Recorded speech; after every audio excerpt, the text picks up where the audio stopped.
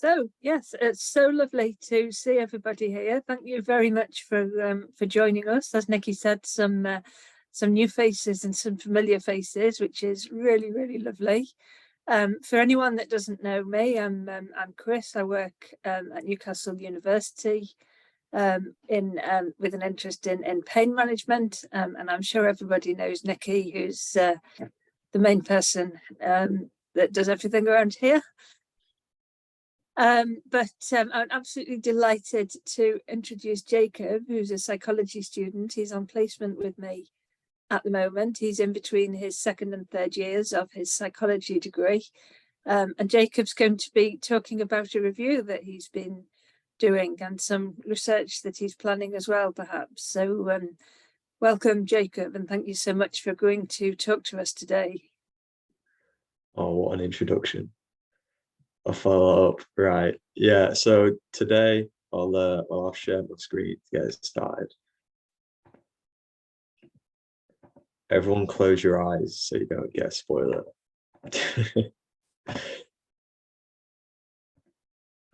So today I'm going to be presenting a review in the experience of continuing pain self-management after its introduction. And the methodology was a thematic synthesis, which I'll explain a bit later on. So first of all, for a bit of background about the research, obviously, as we all know, the prevalence of persistent pain is quite large and it has a significant impact on people's lives, healthcare, and so its treatment is very important, and not only to the individuals facing it, but actual organizations that are faced with how to treat it. And a lot of the long-term treatment, when we move away from like opioids, focus on pain self-management, which if we delve into is kind of there's loose definitions here and there, but I like to kind of categorize it as the personal management of kind of behaviors, emotions, thoughts, anything that you find that you manage yourself that can help influence the pain experience and your life living with pain. And that life living with pain, I think, is a very important factor in this background. And it's been framed by this paper, like where they talked about it as the importance of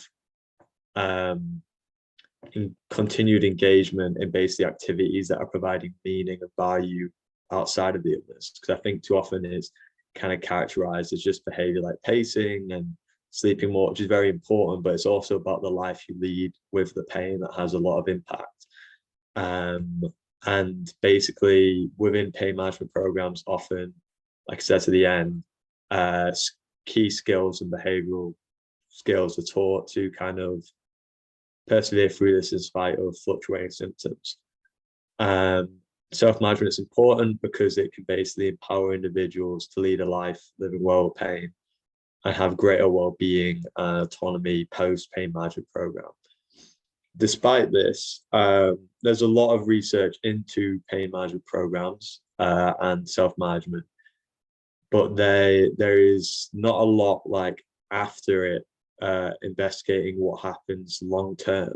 There is like they'll take, say, scales of pain intensity, well-being scales they have, but in terms of research actually asking the individuals who are living how they are now finding their lives, which I think is the important part here, there seems to be not that much. So in qualitative studies, this is directly investigating what I was saying, where it's basically research that's concerned with collecting, analyzing, and interpreting non-numerical data, which basically means data that is usually based upon words like interview transcripts, could be reading like media, but the importance of it is it produces rich data that provides an in-depth insight into individuals' experiences. And it comes from this lens of individuals' personal experience of the world is very important, and we need to look into these to gain an insight into what's actually happening more than just identifying general patterns and trends. So there has been research into qualitative, looking into continuous self-management, but there's not been a review which takes it all together and synthesizes it from what I could find. So what this particular method that I'm doing today is called a thematic synthesis, which is basically a review method that synthesizes all the qualitative studies, basically taking together all the findings of all these individual people that they found, and not only describing what has been there, but interpreting that on top of that to try to provide new insights into what's going on here. So basically, I'm trying to provide new insights into the actual experience of continuing pain self-management. And there's three steps to this process. So the first step is line by line coding, which is basically in the results sections of each of the papers. On each line, it was condensed into a meaning unit of what that meant. So say it's a quote of a participant saying, I just can't get out anymore because I feel too tired, or something like that. Condense it into a code saying chronic pain as a barrier to social activity. And this could be used for, say, multiple different lines throughout the paper, throughout different papers. There could also be multiple codes put to the same line. And then once you've got the codes for all the papers, we group them together under what are called descriptive themes. Basically just describe what is there in the study. It involves no further analysis on our part. Obviously, there is a slight subjectivity to the grouping, but it's just trying to describe what is already there. And then there's a final grouping, which is where me and Chris and Jess, I mean, they help for the descriptors as well, but here we group them together, trying to identify patterns and relationships that are beyond what was just said there. So there was a level of analysis and subjectivity there where we were trying to see what was going on beyond what they said. And as you can see there, it gets quite messy. Well, for mine it does anyway. For some people it doesn't. But we had a lot of codes, and then on the right, that's me and Jess. And Chris is taking the photo during Christmas, as you can see by the Christmas hat. Dubbed it Christmas coding.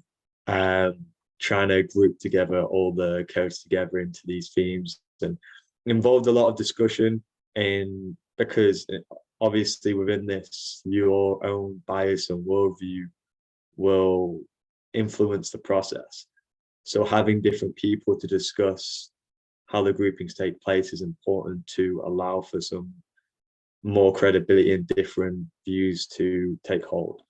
And so, speaking about subjectivity, you don't have to read all this, it's just an excerpt from the paper about it. In short, research reflexivity is important because of that lens that I will put onto the material. From grouping it to writing up, who I am will essentially have an important impact upon how I interpret the data. So the important factors to me are I'm interested in how context and representations of themselves on a more abstract level influence how they experience their pain. And this might have not only influenced the posing of the review question, but it might have influenced me to look specifically more towards the data that presented to that fact. But on top of that, I've had family, both my sister suffers from fibromyalgia and CRPS. My mum suffers from a chronic illness, multiple sclerosis. So in my own life, I've experienced witnessing of like a search for certainty, fluctuating self-management and success, and like very much the mental health issues due to this. And I thought about this before doing the analysis, but I thought about it even more after. And a lot of what I found in the paper resonated with my own experiences, which could be obviously that it does resonate with what's there, but also in a way it's likely that my own experiences influence the lens on which I look to the data and place the framework onto it. With that out of the way, the results of what I found. So basically the systematic review searched through databases, and I found 1,143 studies that came up with the search terms. Most of them were not relevant. And after going through the relevancy and like inclusion and exclusion criteria to do with like not quality, but if they actually provided information that was useful, as you see there, there's a big diagram demonstrating this information that's not important. But basically, I ended up in 12 studies that we ended up using. So out of that, we ended up with 845 what was originally code, so unique meaning units, but that was a lot to handle. So we condensed them into a smaller number of 96 codes, which meant like basically, say if I had a piece that was chronic pain is a barrier to social activity due to tiredness, or chronic pain is a barrier to social activity due to like perceived threat, like collapsing them into one because they're similar enough and they have a shared meaning there. And then out of those 96 codes, when we grouped them together, we came up with 8 descriptive themes. So the first one was social support and how that basically impacts self-management, from people supporting self-management to how people are related to individuals from chronic pain support groups came with.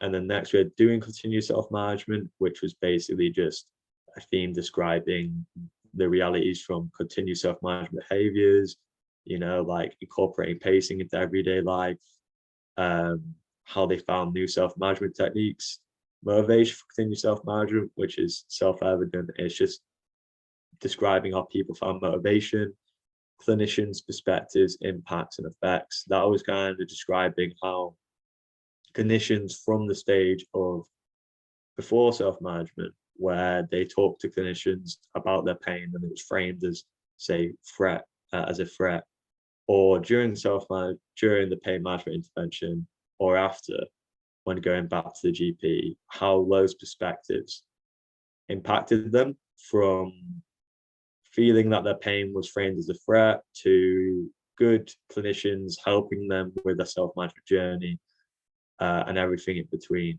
And then we had beliefs inconsistent with self-management, which basically deals with beliefs that, that were counter to self-management progress. So one that particularly stood out to me was there was one that I was striving for normality, which when people strove for normality without considering the pain as part of their lives and what it means, it often caused for people to not talk about the pain to people close to them, pretend it wasn't there, and most importantly, use like pain avoidance strategies to try, when they had pain, just forget it's there, push through, and that often went to burnout, worse flare-ups, and at the end of the day, it just worsened the pain, which was inconsistent with what self-management should be, which is adapting what you need to do in order to match your pain so you can live a life. And then pain impact on life was just describing how pain impacted people's actual living, from relationships to no longer being in valued activities that they cared about, or hobbies, or losing work and what that meant to them, and mental health consequences, like what it actually really meant to be living with pain even after an intervention. And then we had life during continued self-management, which is how continued self-management influenced people's lives and what the realities of it were, from individuals feeling that they'd been left alone by healthcare professionals in self-management, and they now had to deal with these factors of isolation and aloneness, to other people who have now reoriented how they relate to other people and have made meaningful connections with people in chronic pain support groups, with family members, with loved ones, and their lives are now full of, well, things that they love and meaning. And then finally, consequences of continued self-management, which mainly boil down to improved mental health and well-being, reduced pain experience, and without spoiling the rest, basically what I'm going to go into will demonstrate the consequences of continued self-management. So that was a bit long, but little mysterious break. Got 5 analytical with the final grouping. So these are the themes that we identified beyond what was just a description of the data. And we found fluctuating uncertainty. My pain is still there and there is not enough support. Reconceptualizing identity with pain. Hope for a future living well with pain. And re-engagement with life. And these 5 themes formed the kind of journey where there were 2 paths with 2 reinforcing cycles that I'll go into more.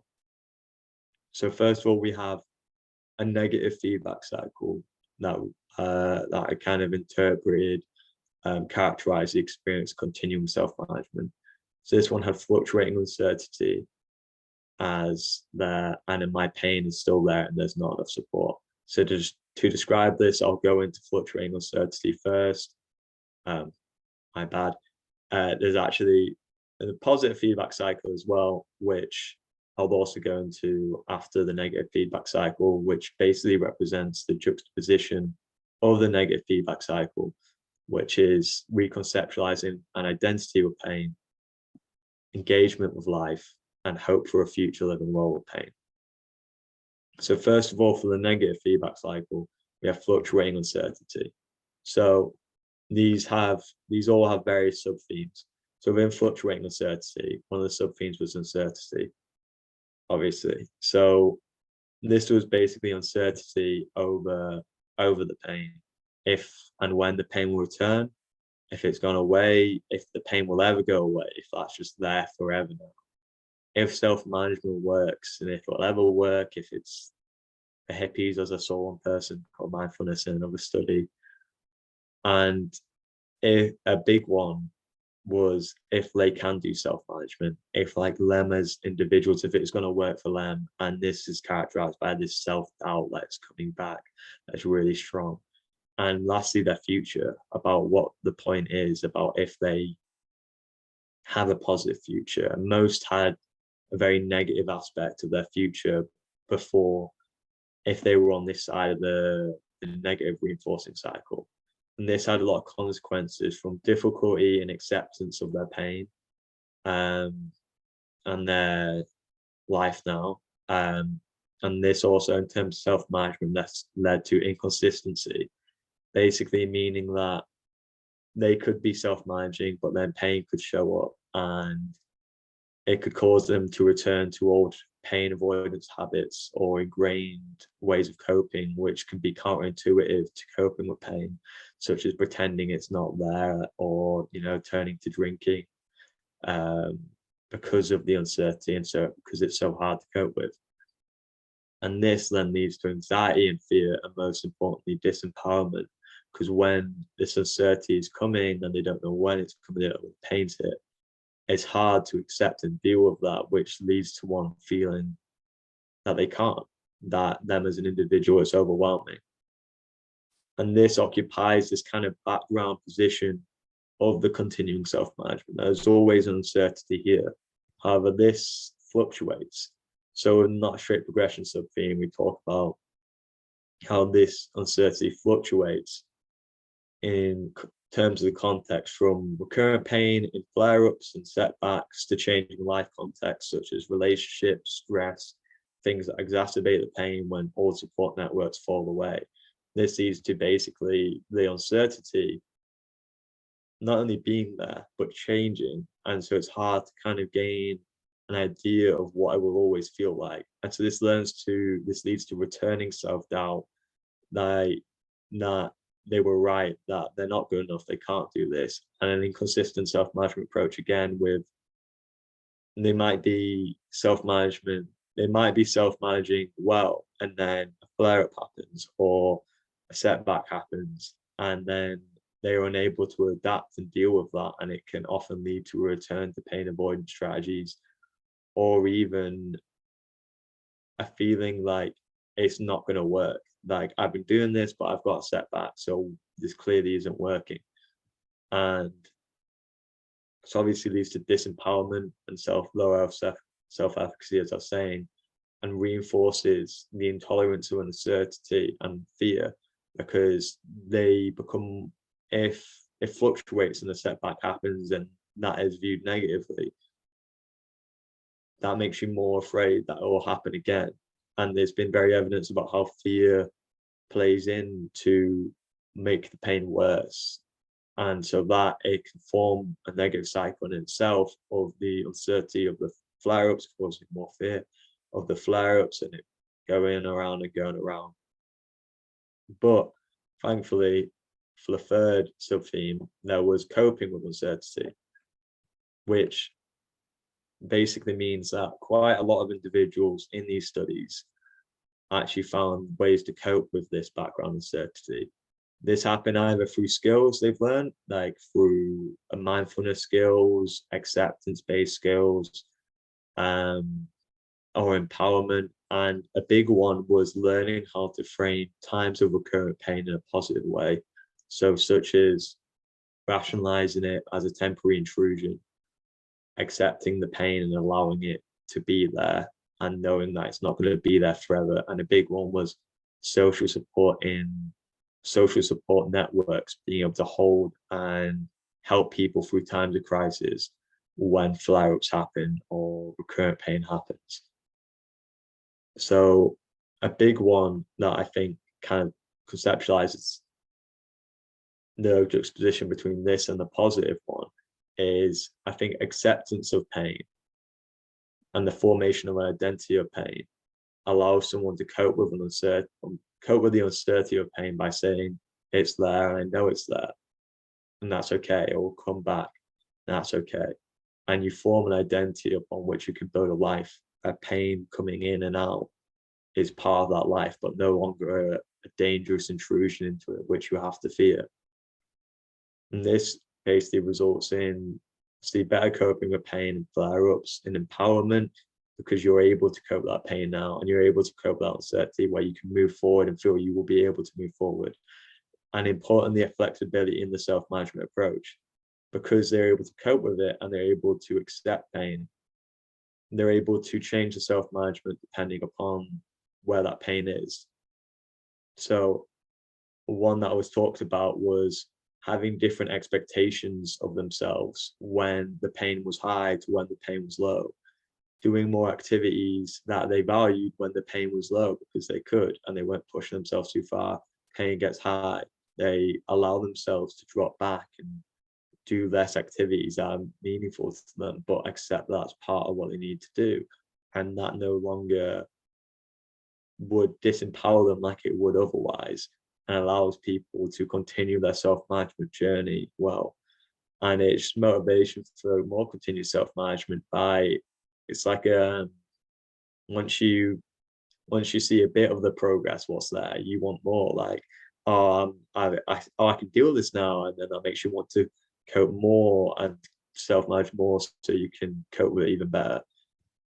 But the negative one is this fluctuating uncertainty, if not coped with not accurately well, can lead to what identified as this theme of my pain is still there, there's not enough support.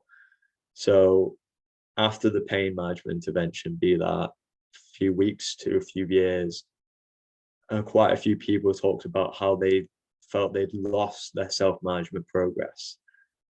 And this happened for numerous reasons, from difficulty in the self-management, I'm sure you all know, but as it was talked about a lot, takes a lot of strength, and it's hard, and feel like you're left alone.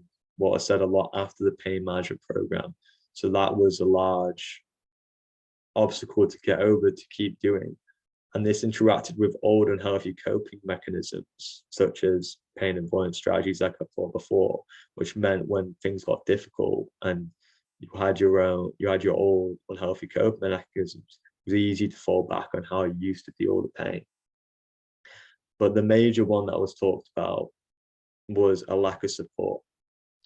So people felt a lack of support from healthcare professionals, from the pain management intervention, and continuing their self-management after the intervention. And this basically made them feel that this was the reason why they lost self-management progress.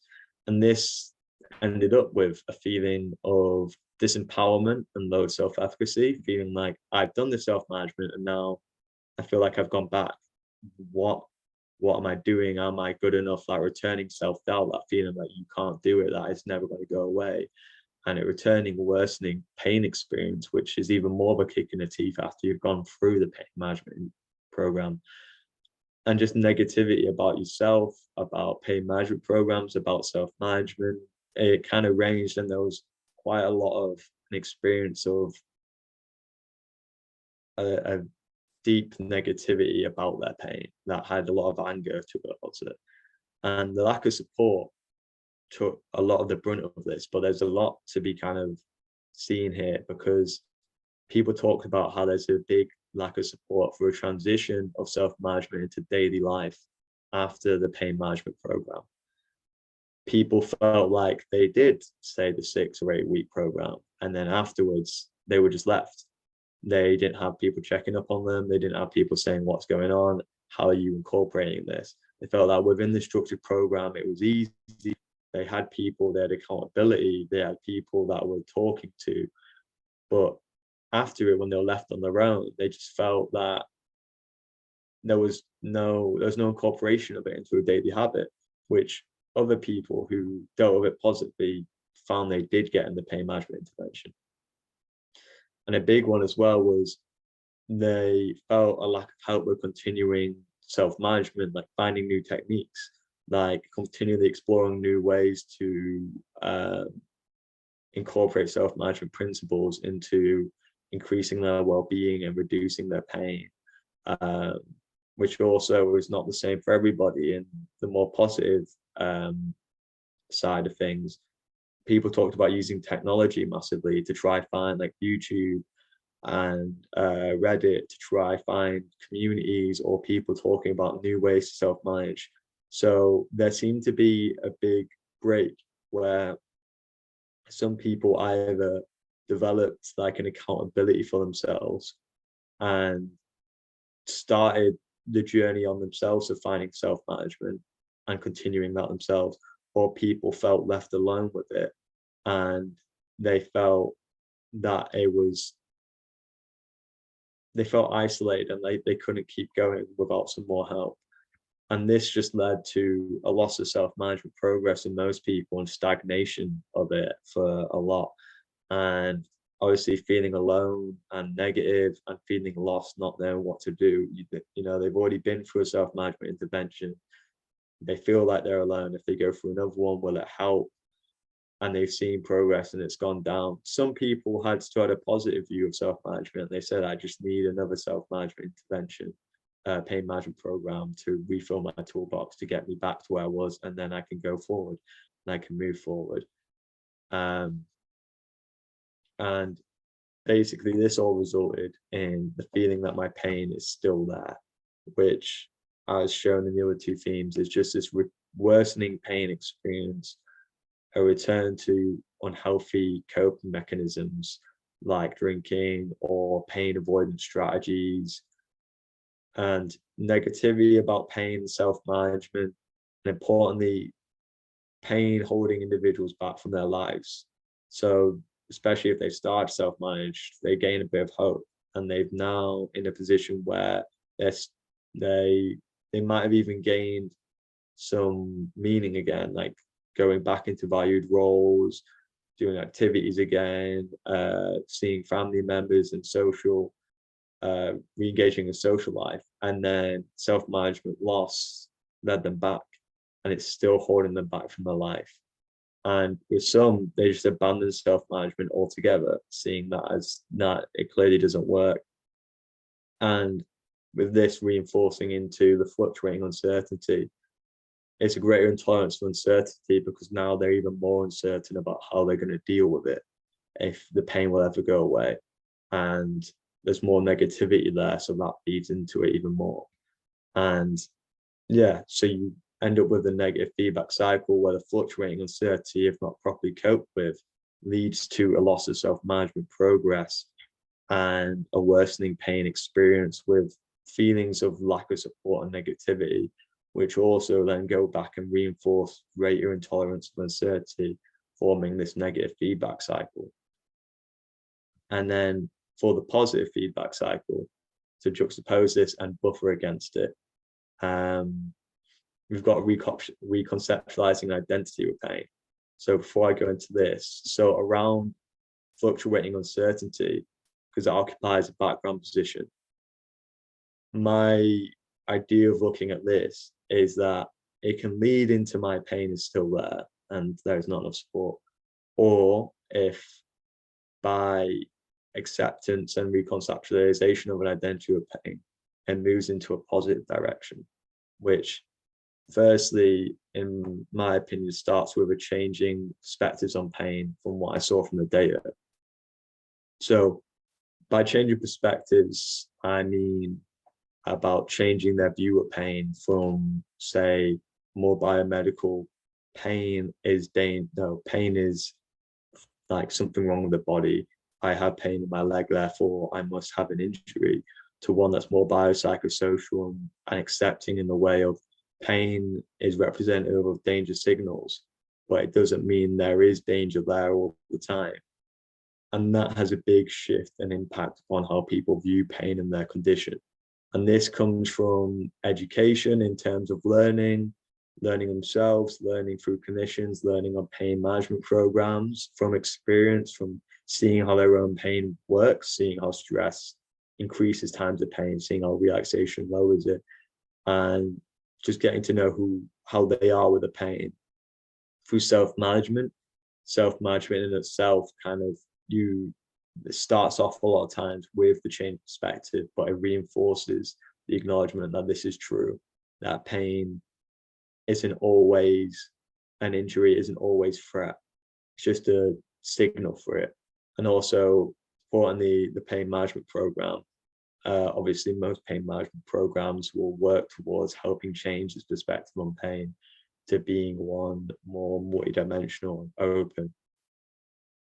And this led to obviously a biopsychosocial view on pain, supporting the removal of framing of pain as a threat, which basically meant that when pain came up, they didn't always resort to having to get rid of pain.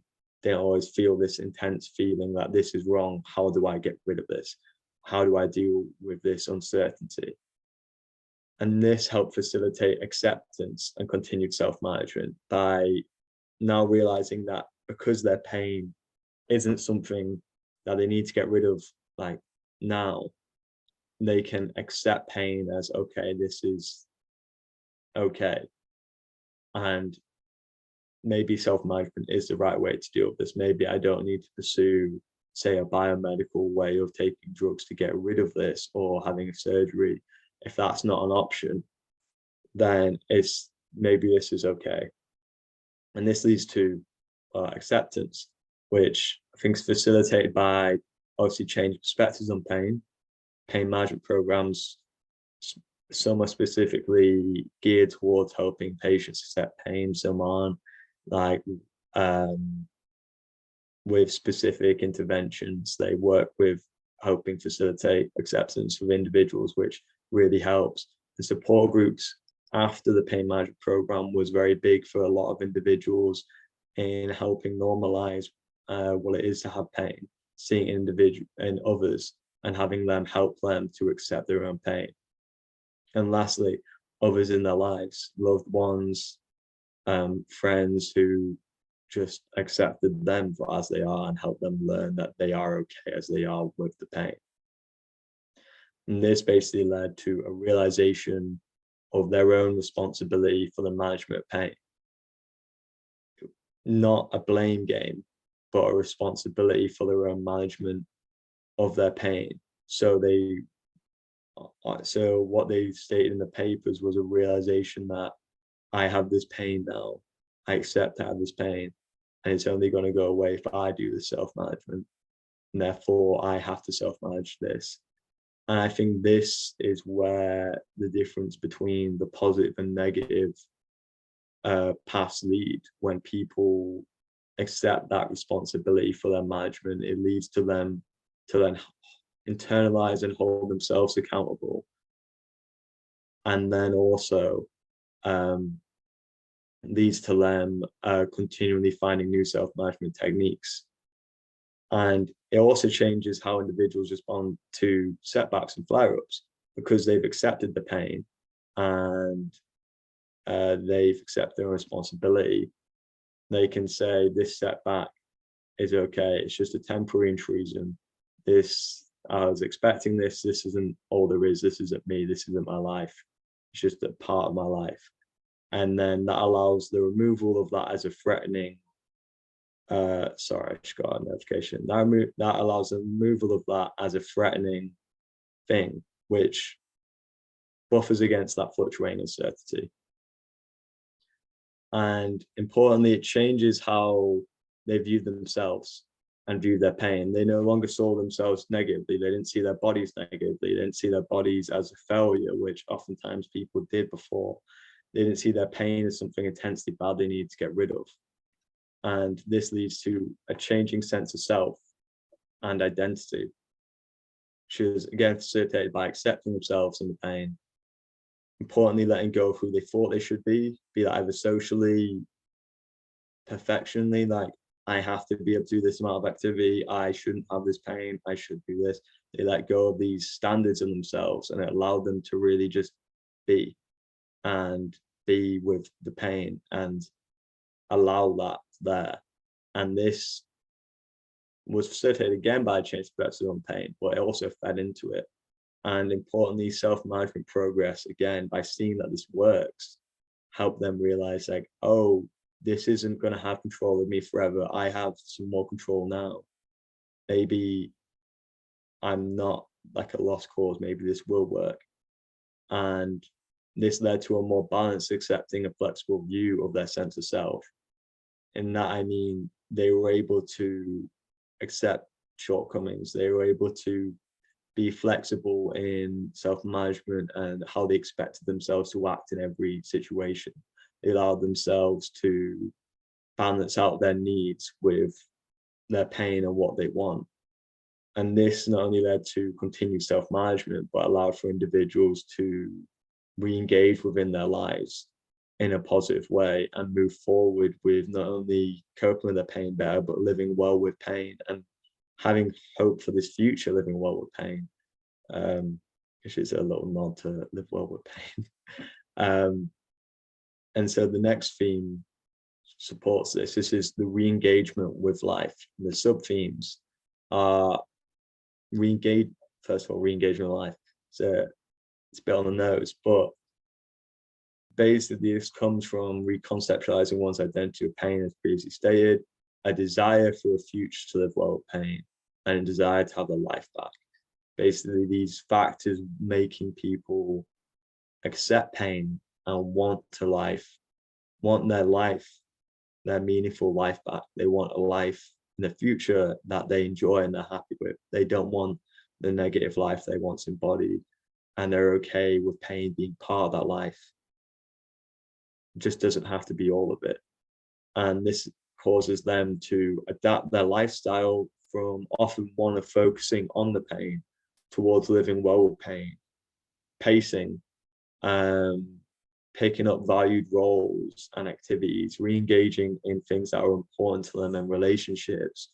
Hobbies and work and relationships were really big, and I can't overstate how important this was for helping people get back a feeling of living well again. And this obviously facilitated continued self-management, not from only people wanting to get back into their lives, but from seeing what getting back their lives meant. Like, they were like, oh, it's there, I can get it again. And this then drove more and more re-engagement with life, continued self-management. And importantly, as I think in many cases, others are one of the most important parts of our lives. And a big part of re-engagement of life was changing their orientation and how they interacted with others. This was driven by the re-engagement of life, but a lot of times there was this realization of a desire for connection and meaningful relationships. And a lot of people talked about how when they first started getting chronic pain, they became very isolated. They had a shrinking of their social circles, say people that they loved or they knew didn't understand them, and they didn't feel understood, and ended up in a withdrawal. And people definitely still had self-doubt and insecurity over this, but at the end of the day, we're social animals, and we all care about people. We all want those meaningful relationships. And so this led to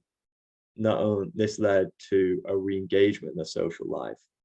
And there was also a need that they realized that some relationships they currently held were unhealthy in the way that it crossed lines and boundaries. They were giving too much of themselves, or even on the other end, they weren't being good enough to other people in the way that they thought they weren't talking to their friends.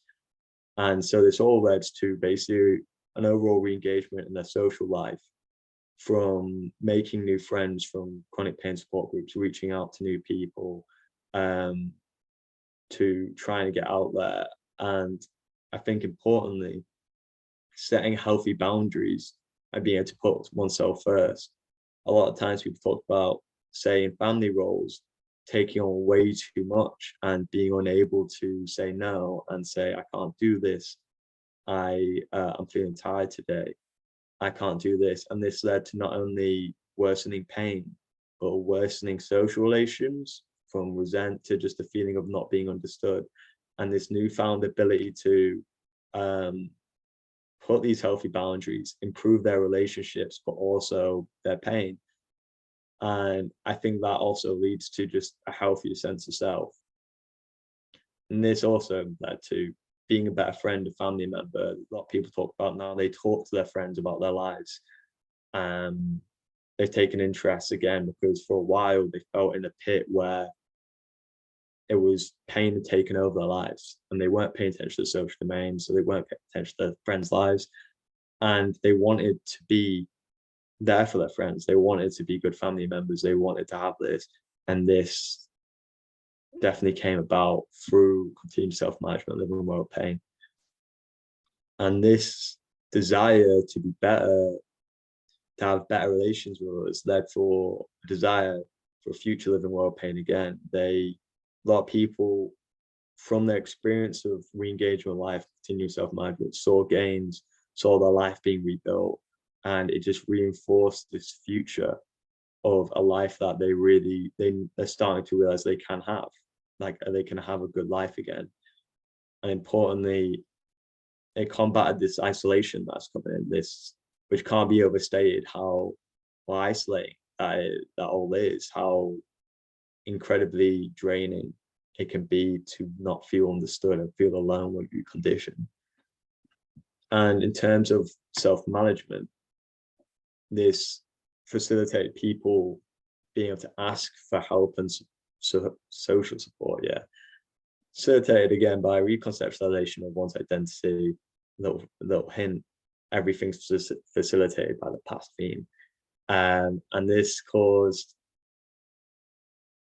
social support for continued self-management, obviously, which basically means that they had anything from motivation for continued self-management, from wanting to care about others, but also when they were, say, going through flare-ups, say when their pain was getting worse, people were able to help them through it, or people were able to help them do these self-management behaviors. There was this one dad who talked about how his kids had helped him go out into go see a movie again and go see these social activities that I hadn't done for a while, and how his kids had taken an active role in helping himself manage, which I thought really demonstrates the importance of others in this.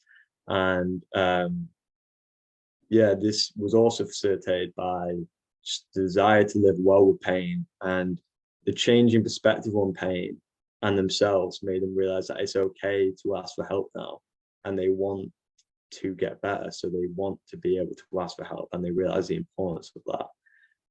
So this obviously helps with flare-ups and setbacks, but also leads to a more resilient self-management approach.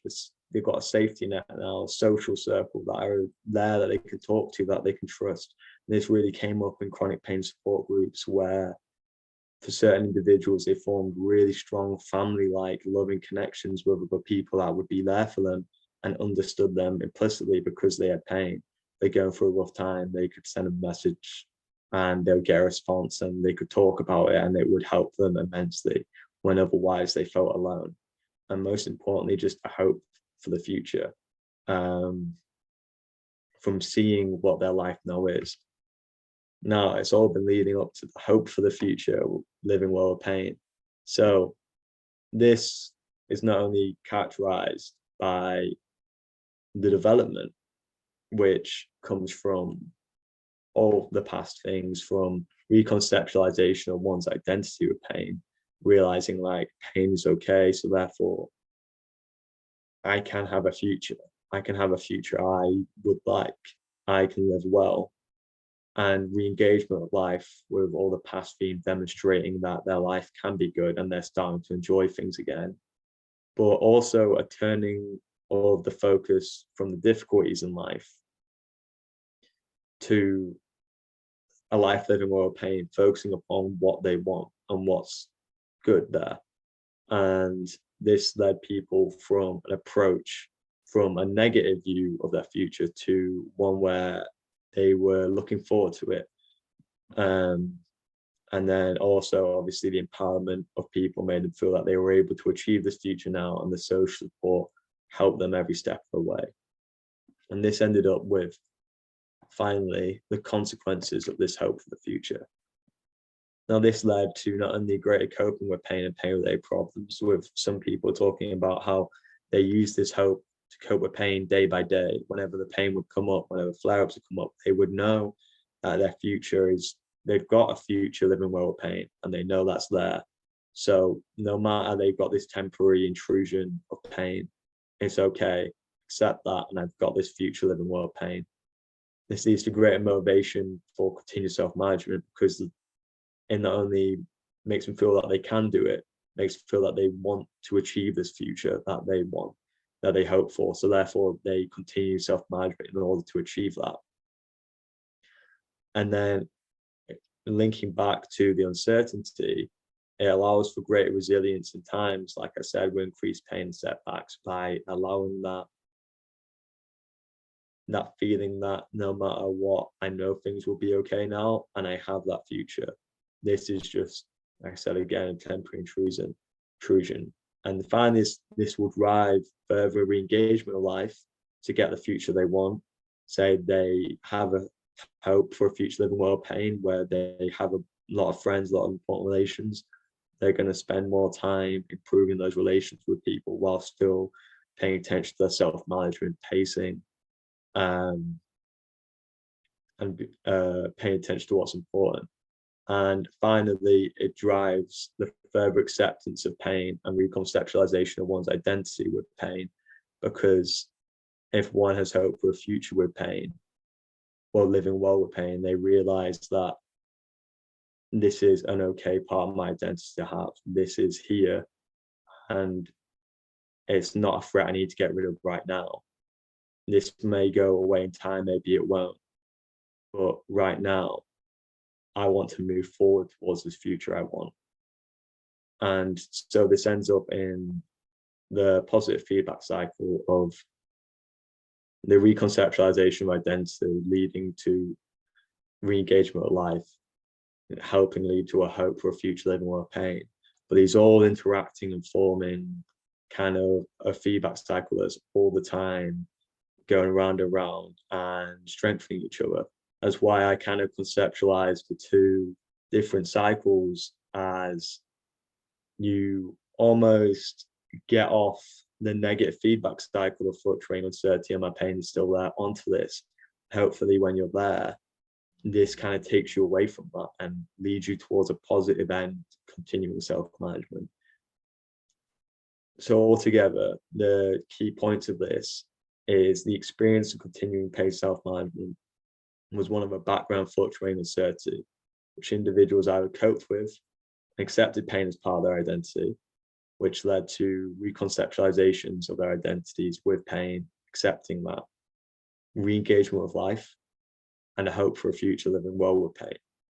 So the positive reinforcing cycle, or put succumbed, but I don't feel that's the right word.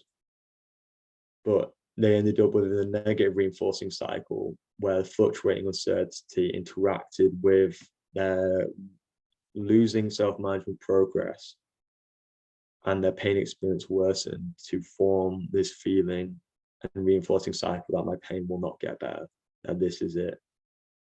And I have, for the last part, just some further research that I've kind of seen the need for out of this paper, because from this, I've only been working with the data that's there, and there seems to be little gaps. Like, I'm interested in why some individuals need more support after the pain management programs and others don't.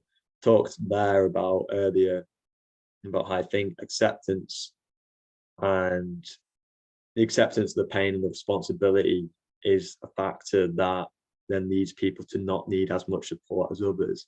But that's just my interpretation of it. I would be good to see what's actually going on there, because that could have important implications for who needs support for the next question, which is who's at risk of failing team self-management. If we could identify who or why you're ending up on the negative reinforcing cycle and the positive, that could be very important for helping those individuals and not trying to prevent a lot of what people ended up as in these papers, where they were just in a position where their pain had got way worse and they felt negative about themselves, about pain self-management, that nothing would ever work, and kind of hopeless. And